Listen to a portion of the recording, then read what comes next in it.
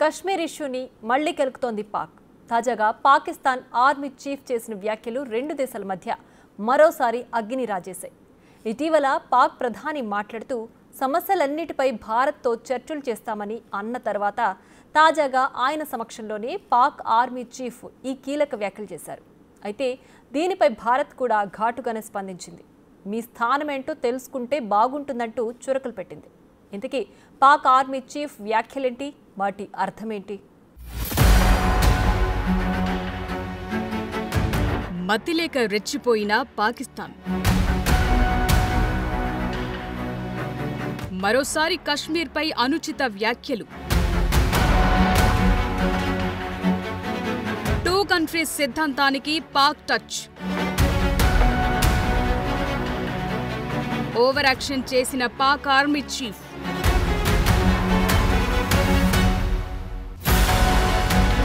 పిచ్చి ముదిరి రోకలి తలకు చుట్టమన్నట్లు పాకిస్తాన్ వైఖరి రోజు రోజుకు మరింత ముదిరిపోతోంది. మైక్ దొరికితే చాలు పాక్ లీడర్లంతా భారత్ పై అక్కసు వెళ్లగక్కడానికే టైం వెచ్చిస్తున్నారు. పాకిస్తాన్ లో 1,00,000 సమస్యలుంటే వాటిని ప్రపంచానికి కనిపించనీయకుండా చేయటం కోసం భారత్ పై బురద చల్లటం అలవాటుగా మార్చుకున్నారు. ముఖ్యంగా భారత కేంద్ర పాలిత ప్రాంతంగా ఉన్న కశ్మీర్ అంశంలో నోరు పారేసుకుంటున్నారు. తాజాగా పాకిస్తాన్ ఆర్మీ చీఫ్ అసిం మునీర్ కూడా మళ్లోసారి కశ్మీర్ ఇష్యూని కెలికారు. కశ్మీర్ తమకు జీవనాడి వంటిదని, దాన్ని ఎన్నటికీ విస్మరించే ప్రసక్తే లేదని వ్యాఖ్యానించారు. ఏప్రిల్ 16న ఇస్లామాబాద్ లో జరిగిన ఓవర్సీస్ పాకిస్తానీస్ కన్వెన్షన్ లో మాట్లాడుతూ మునీర్ ఈ వ్యాఖ్యలు చేశారు. అంతర్జాతీయ వేదికలపై పలుమార్లు వ్యతిరేకత ఎదురైనప్పటికీ కశ్మీర్ విషయంలో పాకిస్తాన్ తన పాత వైఖరిని కొనసాగిస్తున్నట్లు మునీర్ మాటలు స్పష్టం చేస్తున్నాయి.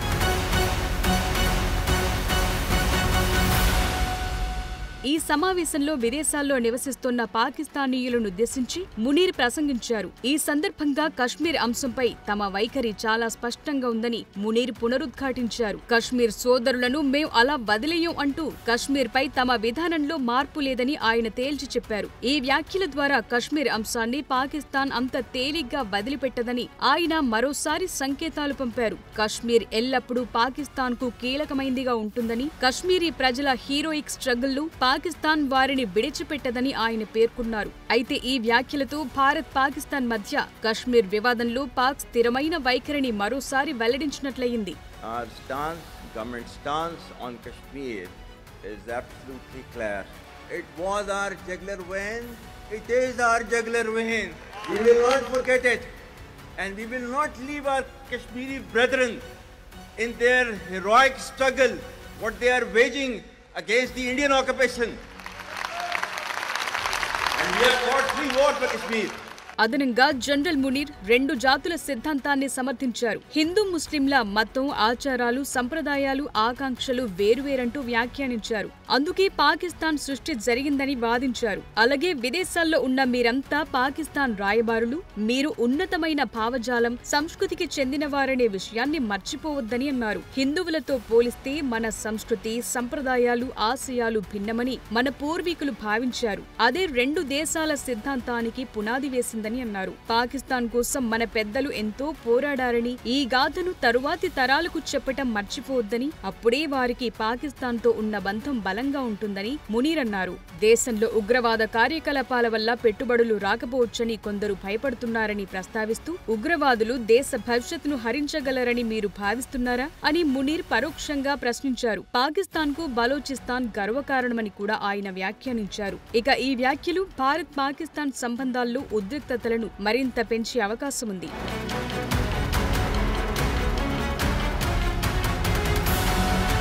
అయితే పాక్ ఆర్మీ చీఫ్ వ్యాఖ్యలను భారత విదేశాంగ మంత్రిత్వ శాఖ తీవ్రంగా తోసిపుచ్చింది. విదేశాంగ శాఖ ప్రతినిధి రణ్ధీర్ జైస్వాల్ మాట్లాడుతూ, జమ్మూ కశ్మీర్ భారతదేశంలో అంతర్భాగమైన కేంద్రపాలిత ప్రాంతమని అన్నారు. పాకిస్తాన్ కు కశ్మీర్ తో ఏకైక సంబంధం అక్రమంగా ఆక్రమించిన భూభాగాలను ఖాళీ చేయటమేనని పేర్కొన్నారు. అసలు ఒక విదేశీ అంశం తమ జీవనాడిలో ఎలా ఉంటుందని ఆయన ప్రశ్నించారు. How can anything foreign be in there in a jugular vein? It is this is a union territory of India. Its only relationship with Pakistan is the vacation of illegally occupied territories by that country.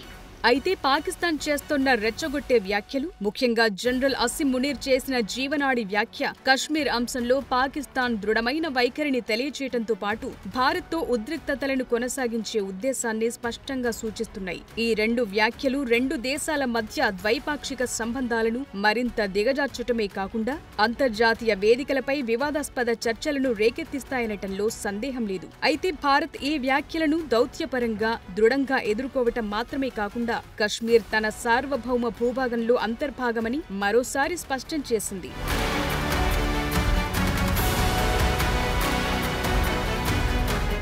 దుష్ప్రచారమే జీవనాడిగా చేసుకున్న పాకిస్తాన్ గతంలో కూడా ఇలాగే విషయాన్ని వెళ్లగక్కింది.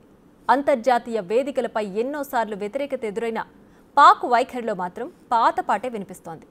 భారత్ను కశ్మీర్ పేరుతో నిందించడాన్ని, పాడుబడిన రెండు జాతుల సిద్ధాంతాన్ని ఆయుధంగా చేసుకుంటోంది. తమ వైఫల్యాలను కప్పిపుచ్చుకునే ప్రయత్నంలో మళ్లీ భారత్పై అక్కసు వెళ్లగక్కుతోంది.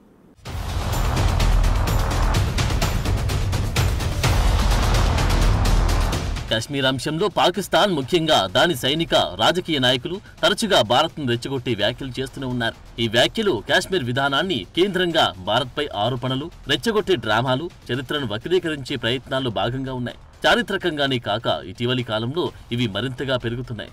ఇప్పుడు జనరల్ అసిమ్ మునీర్ వ్యాఖ్యల కంటే ముందు కూడా దాని మాజీ నాయకులు ఇలాంటి ప్రేరేపణలే చేశారు. పాకిస్తాన్ నాయకులు, ముఖ్యంగా సైనికాధిపతులు కాశ్మీర్ను పాకిస్తాన్ జీవనాడి, అసంపూర్తిగా ఉన్న ఎజెండా అని పిలిచారు.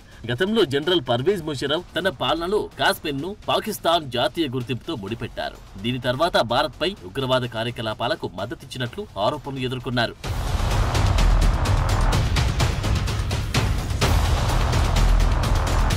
ఇక 2019 జమ్మూ కాశ్మీర్ ప్రత్యేక హోదా ఆర్టికల్ 370ని ప్రధాని మోడీ ప్రభుత్వం రద్దు చేసిన తర్వాత పాకిస్తాన్ ప్రధానమంత్రి ఇమ్రాన్ ఖాన్, ఇతర పాక్ నాయకులు భారత్పై తీవ్ర విమర్శలు చేశారు. ఇమ్రాన్ ఖాన్ అదే సంవత్సరం ఐక్యరాజ్య సమితి జనరల్ సభలో భారత్ను ఫాసిస్టు రాజ్యంగా అభివర్ణించారు. కాశ్మీర్లో రక్తపాతం జరుగుతుందని ఆరోపించారు. అయితే ఈ వ్యాఖ్యలు భారత్ను రెచ్చగొట్టేలా ఉన్నాయంటూ అంతర్జాతీయంగా వివాదాస్పదమయ్యాయి. నిజానికి పాకిస్తాన్ సైన్యం, దాని ఇంటర్ సర్వీసెస్ ఇంటెలిజెన్స్ ఐఎస్ఐ కాశ్మీర్లో ఉగ్రవాద సంస్థలకు మద్దతిస్తున్నాయని భారత్ ఎప్పటినుండో ఆరోపిస్తుంది. లష్కర్-ఇ-తొయిబా, జైష్-ఎ-మహమ్మద్ వంటి సంస్థలు పాకిస్తాన్ పంచెలో బతుకుతూ భారతదేశంలో ఉగ్రవాద దాడులు చేసిన సందర్భాలున్నాయి. 2008 ముంబై దాడులు, 2016 ఉరి దాడుల వంటివి ఇందులో భాగంగానే ఉన్నాయి.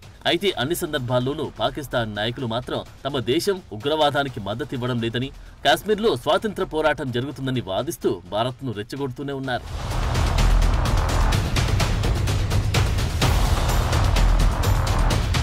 పాకిస్తాన్ మీడియా, రాజకీయ నాయకులు కలిసి కాశ్మీర్లో ఇండియన్ ఆర్మీ అత్యాచారాలు చేస్తుందని, మానవ హక్కుల ఉల్లంఘనలు జరుగుతున్నాయని ఆరోపిస్తున్నారు. అయితే ఈ ఆరోపణలను భారత్ ఖండిస్తూ ఇవి తప్పుడు ప్రచారంలో భాగమని చెబుతూనే ఉంది. అయితే పాకిస్తాన్ తరచూ ఐక్యరాజ్య సమితి, ఆర్గనైజేషన్ ఆఫ్ ఇస్లామిక్ కోఆపరేటివ్ వంటి అంతర్జాతీయ వేదికలపై కాశ్మీర్ అంశాన్ని లేవనెత్తి భారత్ను విమర్శించడం అలవాటుగా మార్చుకుంది. కాగా ఈ చర్యలను భారత్ దౌత్యపరంగా ఎదుర్కొంటుంది. ఎక్కడైనా ఎప్పుడైనా కాశ్మీర్ విషయంలో భారత్ స్థానం చాలా స్థిరంగా ఉందని చెబుతోంది. జమ్మూ కాశ్మీర్ భారతదేశంలో అంతర్భాగమైన భూభాగమని, పాకిస్తాన్ అక్రమంగా ఆక్రమించిన పాకిస్తాన్ ఆక్రమిత కాశ్మీర్ భూభాగాన్ని ఖాళీ చేయాలని భారత్ డిమాండ్ చేస్తుంది. అలాగే భారత్ కాశ్మీర్లో శాంతిని కాపాడడానికి, ఉగ్రవాదాన్ని అరికట్టడం, పాకిస్తాన్ స్పాన్సర్ చేసి ఉగ్రవాద కార్యకలాపాలను నియంత్రించడం అత్యవసరంగా భావిస్తుంది. దీనికి తగ్గట్లు చర్యలు కూడా తీసుకుంటుంది.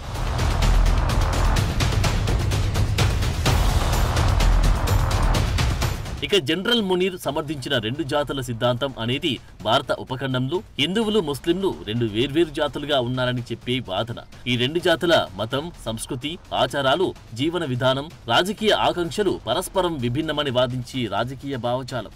అయితే ఈ సిద్ధాంతం 1947లో భారతదేశ విభజనకు, పాకిస్తాన్ సృష్టికి పునాదిగా నిలిచింది. అలాగే ఇది కాశ్మీర్ వివాదంతో కూడా ముడిపడి ఉంది. ఎందుకంటే పాకిస్తాన్ ఈ సిద్ధాంతాన్ని కాశ్మీర్ను తమ భాగంగా చేసుకోవడానికి ఆధారంగా ఉపయోగిస్తుంది. ఈ సిద్ధాంతం ఫలించిన హిందూ మెజారిటీతో భారతదేశం, ముస్లిం మెజారిటీతో పాకిస్తాన్ ఏర్పడ్డాయి. కాగా విభజన సమయంలో జరిగిన హింస, వలసలు, సామాజిక ఉద్రిక్తతలు ఈ సిద్ధాంతంలోని సంక్లిష్టతను హైలైట్ చేశాయి. అయితే పాకిస్తాన్ ఈ రెండు జాతుల సిద్ధాంతాన్ని కాశ్మీర్ వివాదంలో తన వైఖరికి ఆధారంగా ఉపయోగిస్తుంది. అయితే కాశ్మీర్ ముస్లిం మెజారిటీ జనాభా కలిగిన ప్రాంతమే అయినప్పటికీ 1947లో భారతదేశంలో విలీనమైంది. అయితే పాకిస్తాన్ మాత్రం ఈ సిద్ధాంతం ఆధారంగా దానిని తమ భూభాగంగా భావిస్తోంది.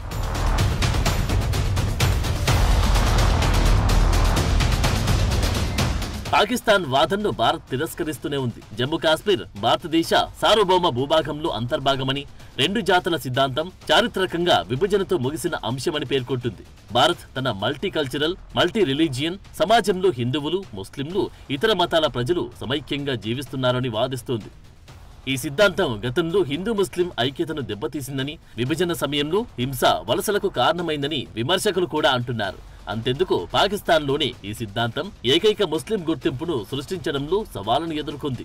ముఖ్యంగా 1971లో తూర్పు పాకిస్తాన్ అంటే బంగ్లాదేశ్ విడిపోవడం దీనికి అతిపెద్ద ఉదాహరణగా ఉంది. అందుకే కొందరు విశ్లేషకులు ఈ సిద్ధాంతాన్ని కాలం చెల్లినదిగా పేర్కొంటారు. ఎందుకంటే ఆధునిక దేశాలు మతం కంటే ఆర్థిక, సామాజిక అభివృద్ధిపై దృష్టి పెడుతున్నాయి. ఇంత ఆధునిక ప్రపంచంలో కూడా పాక్ పాతపాటే పాడడం దాని చాదస్తానికి నిదర్శనంగా ఉంది.